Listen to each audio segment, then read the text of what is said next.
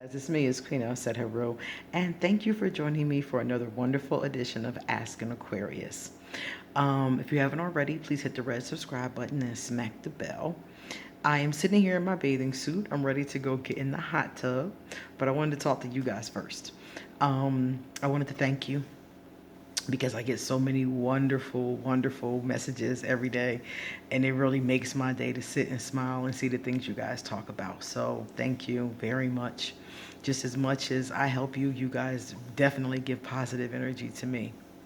So, today I wanted to talk about something that I see a lot of, and I wanted to tell you guys it's really problematic for you and for me and for any of us that ever do it. First and foremost, listen to me. You can't be checking for the person that you're into harder than that person is checking for you. Okay? I get a lot of messages from women and men telling me that they like somebody and the person isn't responding, or they're wishy-washy, or you know um they just don't respond the way they want them to. And usually in this conversation, I get the question, what's wrong with me? And see, this is where I take issue. Because just because somebody doesn't want you doesn't mean something's wrong with you. 9 times out of 10, when somebody doesn't want you, either A, they don't feel like you're compatible, you're not their type, which is fine. Everybody has a preference. You could be the most beautiful person in the world, but just not somebody's preference, you know? And number two, the other reason why somebody could not be checking for you is they got something else going on. They might have another woman, another man, STD, a business proposal, a paper due at college, a child. You don't know what's going on with them.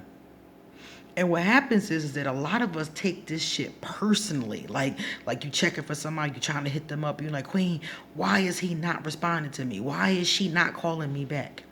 Well, we can find out if you want to. We can go in the chorus and find out.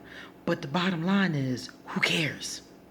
If that person is not checking for you the way you're checking for them, then kick them to the curb, tell them to kiss the curb, and go check for somebody else. Because the same way that you're following behind this person, there's somebody else out there somewhere looking for you. I remember being a young girl and liking this guy. I was a young girl, like 13, and telling my mom, how much I liked this guy. And I was very upset because he didn't like me, or he wasn't responding my affections, or whatever it was. And my mom said, the same way you love him, you'll love another one. And my mom's a Capricorn, so she's a little bit cold in certain ways. So at the time, I thought it was a very cold statement. But then I thought about it, and I was like, you know what? She's right. It took me 30 years to realize that, but she's right. The same way I love that one, I loved another one, then another one, then another one, then another one. The same exact way. As a matter of fact, it was even more intense as the years went by. So just because some peasy head boy or some chick is not feeling you is no reason to be, number one, down on yourself. And number two, don't spend your time hitting them up, texting them, emailing them. If they don't respond to you in a way that you want to be responded to, then leave them be. Leave them alone and move on to somebody else. Because I see this every single day. Every day people come to me talking about somebody they want that's giving them all the signs that they don't want to be with them, that they're not trying to listen. Then they either they're spending time with them sporadically, or they're just having sex with them but not really wanting to spend time, or they not even doing that, or they call them out the blue here and there, or like I hear all kind of variations of this. And every time it's the same thing. The person is keeping the door open but really doesn't want to be in relationship with you. They're keeping the door open in case they need something from you, but they don't really want to be in relationship with you. And here you are thinking seriously about this person, loving this person, caring about this person, wanting a future with this person, and this person does not see a future with you. They don't want a future with you. And you're probably the best thing in the world for them. You probably are the prettiest, most talented, you're probably the best thing in the world for them. But they don't want a future with you. For whatever reasons, they don't want it. And 9 times out of 10, you are lucky that they don't. You don't realize this right now because you feel some type of way about them not picking you, because we got that pick me mentality. And you feel some type of way like, what's wrong with me? Nothing is wrong with you. Nothing. One time I liked this woman. I liked her very much. She was beautiful. I mean, God, is she beautiful? And I was trying to holler. She would talk sometimes. This was like about maybe years ago, maybe 6 years ago, long time ago. And she would respond, but she really wouldn't initiate. Like she wouldn't hit me up. I always had to hit her up. And she would talk, but was real, just vague, And I'm like, oh, let's hang out, let's get together. And she never would really pinpoint to hanging out. So she liked me, but didn't really step up. So I felt some type of way, like, what's wrong with me, But something in my gut told me, just leave it alone, just leave it alone. And that's what I did.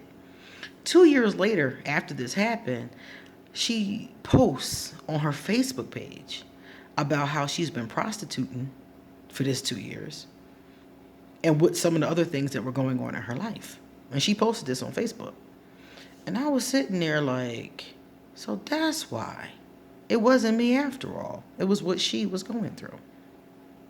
So a lot of times when a person is not stepping up or they're rejecting you, it's not because there's something wrong with you. Okay? Another example, Voldemort. I really wanted to be with Voldemort.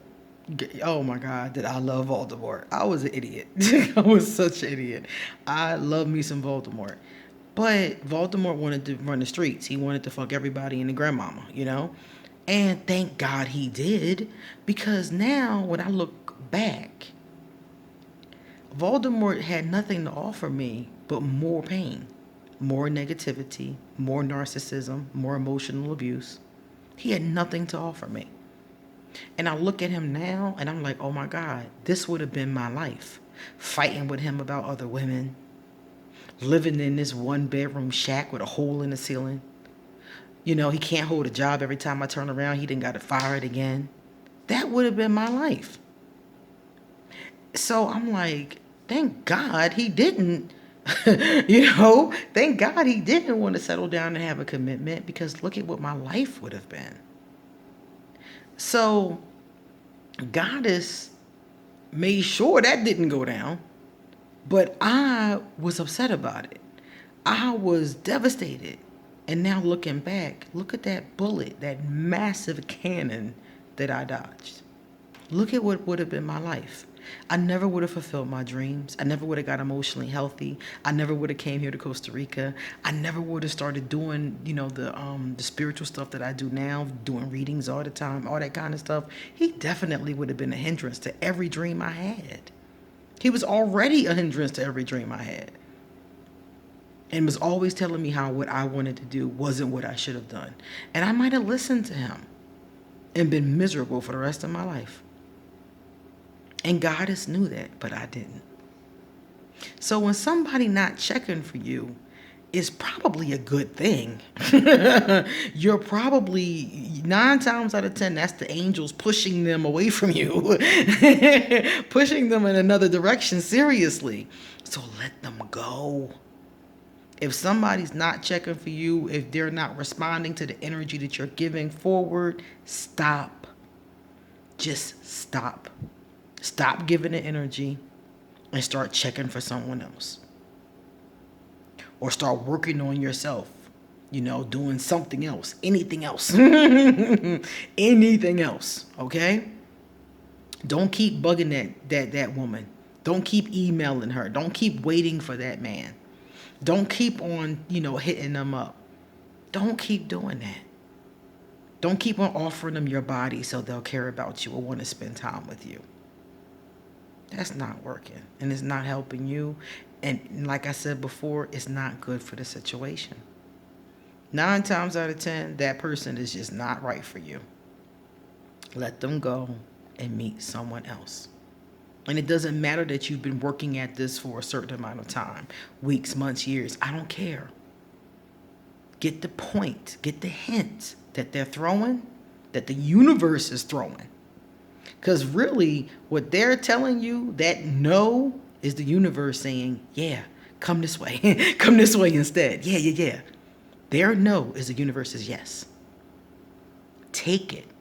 And from years from now, months from now, you'll probably find out what bullet you dodged too. I would not have even known that. I just so happened to talk to Voldemort after we've broken up several different times, maybe about 6 times. It's been like 14 years. So I've seen him, and every time I see him, he worse than he was the last time I saw him. And that would have been my life, y'all. So I didn't know that. I didn't realize that. I just loved somebody and wanted them to love me back. You know? That's all I could see. That's all I could think about. But 2020 hindsight, I'm lucky that he didn't. I'm lucky. And so are you. A lot of people you checking for is not right for you. So listen to the yes from the universe and take their no. Trust me. You'll be much happier for it. I know I am. See you later.